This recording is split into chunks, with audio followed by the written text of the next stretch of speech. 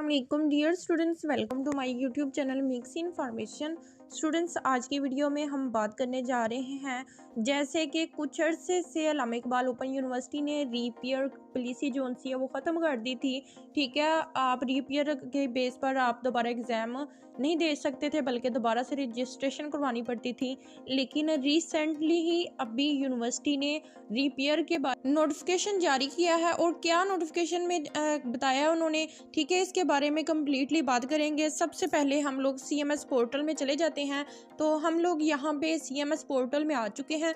यहाँ पर मैं अगर दिखाऊँ आपको तो एक स्टूडेंट्स हैं, उनका जिस तरह की आप देख सकते हैं रीपीयर है, या फिर अगर आपके 40% से मार्क्स कम है या फिर कोई भी इशू है, ठीक है, उसके बारे में बात करेंगे।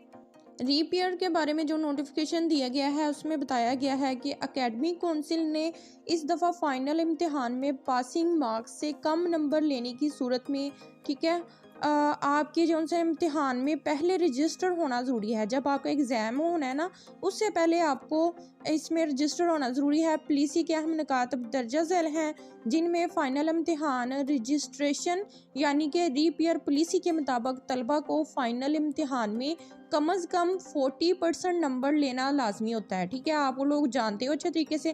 ताहम कोर्स पास करने के लिए दरकार मजमूई नंबरों में कोई तब्दीली नहीं की गई। ठीक है, 40% मार्क्स आपको लेने लाजमी है। अगर उससे कम नंबर आप लोग हासिल करोगे तो आपको रीपीयर में अपना जो है ना एग्ज़ाम क्लियर करना होगा। ठीक है, उसके लिए रीपीयर की फैसिलिटी आपको दी गई है।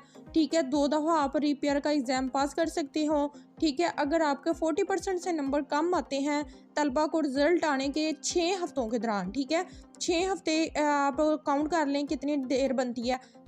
फाइनल इम्तिहान में चांस 1 की रजिस्ट्रेशन कराना लाजमी होगी। अगर कोई तालिब इल्म किसी वजह से चांस 1 में रजिस्ट्रेशन नहीं करा पाता या चांस 1 के इम्तिहान में दरकार नंबर हासिल नहीं कर पाता, यानी कि अगर उसने चांस 1 जोन्स है उसमें अप्लाई किया है, फिर एग्ज़ाम दिए हैं, लेकिन फिर वो 40% से कम नंबर लिए हैं और फिर दोबारा से वो फेल हो गया, ठीक है, उसकी रीपीयर आ गई है, ठीक है, तो उसे अगले लगातार सेमेस्टर में जो उसका नेक्स्ट सेमेस्टर होगा उसमें उसने फाइनल इम्तिहान चांस 2 की रजिस्ट्रेशन यानी कि रिज़ल्ट आने के 6 हफ्तों के दौरान कराना लाजमी होगी। ठीक है, जैसे ही रिज़ल्ट आएगा आपको 6 हफ्तों के दौरान जो उसके दोबारा से उसकी रजिस्ट्रेशन करवानी होगी। ताहम चांस 2 में रजिस्ट्रेशन या रिज़ल्ट में नाकामी की सूरत में होता है कि आपने 2 चांस में एग्ज़ाम दिया है, लेकिन फिर आप अल्लाह ना करे फिर दोबारा से आप रह जाते हैं। ठीक है, उस सूरत में तलबा को दोबारा कोर्स रजिस्ट्रेशन कराना होगा। ठीक है, यानी कि एक उसने फाइनल एग्ज़ाम दिया, 2 उसने चांसेस में दिए, यानी कि तीनों दफ़ा अगर वो नाकाम होता है तो फिर चौथी दफ़ा ये है कि उसको दोबारा से अपना जो सा मजमून है उसकी रजिस्ट्रेशन करानी होगी। रजिस्ट्रेशन फ़ीस उसकी जितनी होगी जो आपने फर्स्ट दफ़ा दी थी सेम उसी तरह होगी। ठीक है, दोबारा से उसका सारा कुछ करना पड़ेगा। लेकिन अगर रीपीयर में होगा जस्ट एग्ज़ाम ही होंगे, ठीक है, उसकी आपने वर्कशॉप या फिर उसका असाइनमेंट नहीं लिखनी। ठीक है, अगर आपने दोबारा से रजिस्ट्रेशन करवाएंगे अपने सब्जेक्ट की तो फिर सब कुछ आपको दोबारा से करना होगा। ठीक है, यहाँ तक आपको क्लियर हो गई।